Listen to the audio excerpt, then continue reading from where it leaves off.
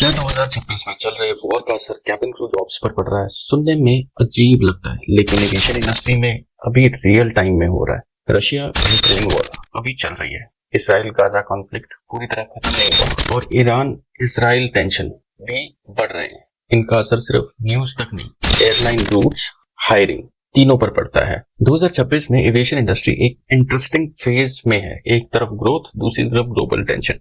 जब दुनिया में कॉन्फ्लिक्ट होता है तो एयरलाइंस को उसी टाइम एडजस्ट करना पड़ता है, फ्लाइट के रूट चेंज करने पड़ते हैं, खर्चा बढ़ जाता है, प्लानिंग बदल जाती है। यही चीजें जॉब्स को अफेक्ट करती हैं।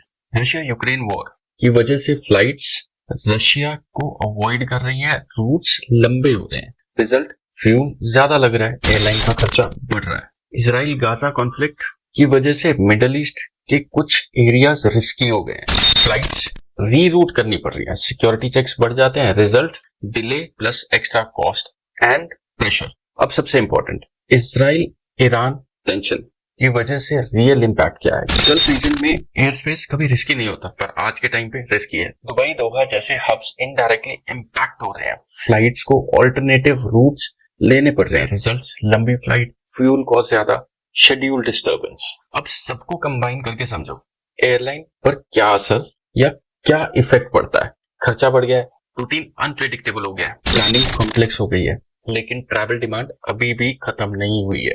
इंडिया की एविएशन सिचुएशन थोड़ी अलग है। 2026 में हायरिंग हो रही है। एयर इंडिया एक्सपेंशन के लिए हायरिंग कर रहा है, इंडिगो रेगुलर इंटरव्यूज ले रहा है, अकाशा एयर फ्लीट ग्रोथ के साथ हायरिंग कर रहा है। कुछ केसेस में स्पाइसजेट की भी रिक्वायरमेंट के हिसाब से अपना हायरिंग कर रही है, लेकिन एयरलाइन एग्जिस्टिंग क्रू को ही एफिशिएंटली यूज करती है, ओवर हायरिंग से बचती है। फाइनल रियलिटी 2026 में जॉब बढ़ नहीं रही, सिलेक्शन टफ हो रहा है, एयरलाइन सिर्फ बेस्ट कैंडिडेट्स को ही सिलेक्ट कर रहा है। वॉर एविएशन को इम्पैक्ट करते हैं, लेकिन इंडस्ट्री को रोक नहीं सकते। इंडिया में ग्रोथ है, हायरिंग भी हो रही है, लेकिन अब इजी सिलेक्शन का टाइम खत्म हो गया है। अब कंपटीशन नेक्स्ट लेवल पहुंच चुका है।